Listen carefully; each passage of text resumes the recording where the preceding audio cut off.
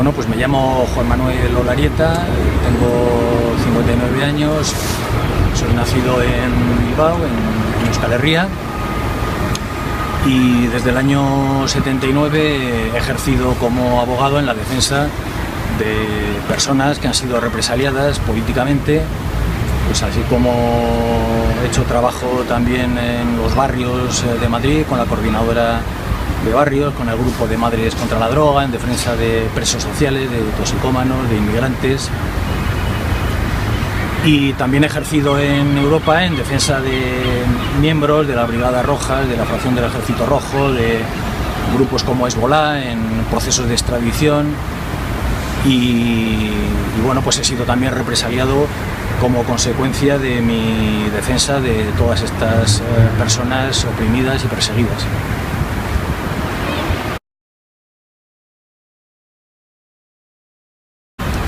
Bueno, pues el por qué nos detuvieron habría que preguntárselo al juez. La excusa es un supuesto delito de enaltecimiento del terrorismo como consecuencia de una charla que dimos en Llodio, en la cual expusimos nuestra opinión sobre la situación tanto a nivel general como en el País Vasco, que ellos interpretan como un llamamiento a que la gente tome las armas.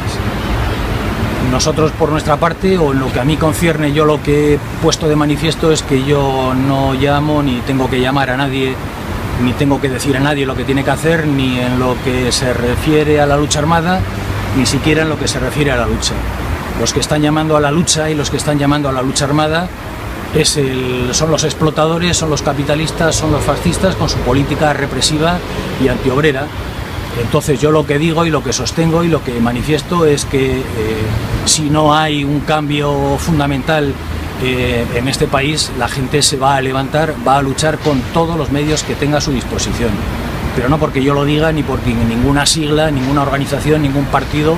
lo diga, sino porque es una condición objetiva que se va a dar, que se está dando y que en el futuro va a ser todavía peor.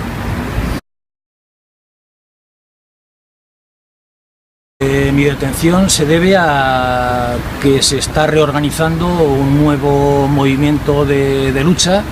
Entonces yo, en base a mi experiencia personal y profesional, pues yo transmito y cuento lo que yo he vivido y lo que yo he conocido. Entonces la impresión que yo saco es que lo que yo digo y lo que yo hago no les gusta,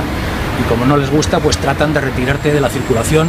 para que los que digan y lo que se oiga sean otro tipo de mensajes distintos al mío.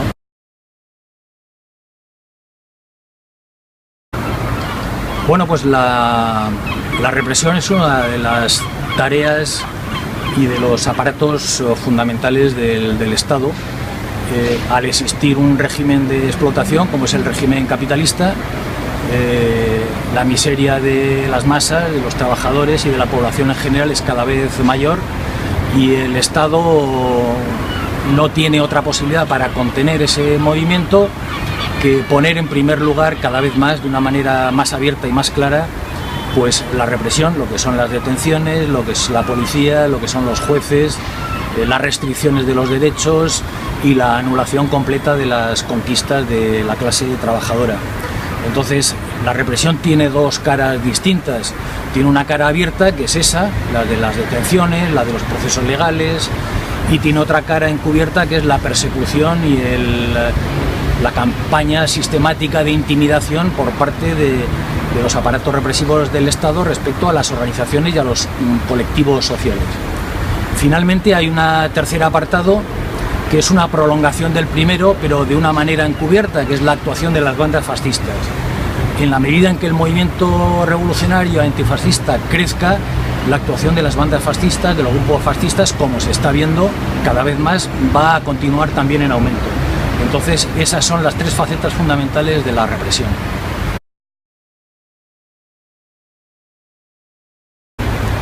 Bueno, la ley Mordaza es una continuación de la legislación represiva. No es ninguna novedad sustancialmente, porque tanto el gobierno de la UCD en la época de la transición ya aprobó un decreto ley de seguridad ciudadana, el Partido Socialista en el año 90-91 aprobó otra ley de seguridad ciudadana, que en aquel momento se llamó Ley Corcuera o Ley de la patada en la puerta, porque pretendían legalizar los registros domiciliarios sin autorización judicial. Esa ley era responsabilidad del Partido Socialista, como digo, y finalmente el Partido Popular también trata de introducir una nueva ley de seguridad ciudadana que ahora se llama Ley Mordaza y que, como su propio nombre indica, lo que trata no es solamente de mantener a la gente callada o de que no se oiga el mensaje de la gente, sino que trata de mantener a la gente sometida. Es decir, que la gente no se manifieste o que solo se manifieste por los cauces que ellos quieren establecer. Entonces, eso es, digamos, la antesala, porque ya no tienen la justificación de ninguna organización, es decir, está dirigido contra el propio movimiento, contra todos los colectivos y los grupos sociales, y van a tratar de acallar el máximo tiempo posible a todos esos grupos y colectivos. Bueno, es que no se puede, yo entiendo que no se puede digamos, dar un manual de cómo hacer frente a la represión, sobre todo si ese manual lo tratan de dar a aquellas personas que no saben lo que es la represión. Entonces, si los manuales van en la línea de decir y de hacer creer a la gente que los detenidos tienen unos derechos, que los ciudadanos tienen unos derechos, esos manuales son equivocados porque parten de un engaño. Para poder hacer frente a la represión hay que empezar a pensar que ni los ciudadanos ni los detenidos tienen derechos, y que además el problema de la represión y el problema de los manuales antirrepresivos es que tienen que tener un contenido político, no un contenido jurídico, y que no hagan caso lo que digan los abogados.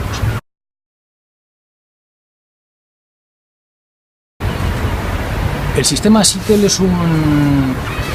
una red de control de todas las comunicaciones digitales. Entonces,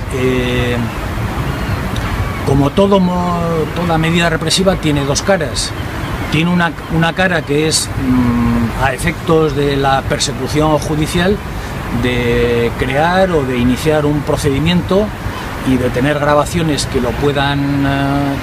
demostrar lo que la policía ya sabe, y tiene una segunda cara que es una cara oculta, que es el seguimiento de todas aquellas personas que se destacan en la tarea de la lucha por los intereses de la clase obrera y de los grupos y colectivos y movimientos sociales. Entonces, no es solamente un instrumento de escucha de conversaciones, no es solamente algo que vulnera la intimidad de las personas, sino que es algo que sirve también para el seguimiento y para el control del sitio y del momento en el cual cada persona está. Y no solamente de los mensajes, repito, sino también de la ubicación y de todas las fotografías. Todas las fotografías que se hacen están marcadas, están indicadas en qué sitio se hacen, a qué hora se hacen, con qué móvil se hacen, etcétera, etcétera. Entonces,